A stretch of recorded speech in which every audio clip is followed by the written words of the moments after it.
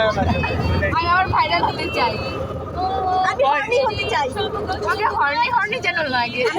মার্কেটে বসেন চিল্লাচিল্লি করে। কি হইতে চাও? ভাইরাল হতে চাই।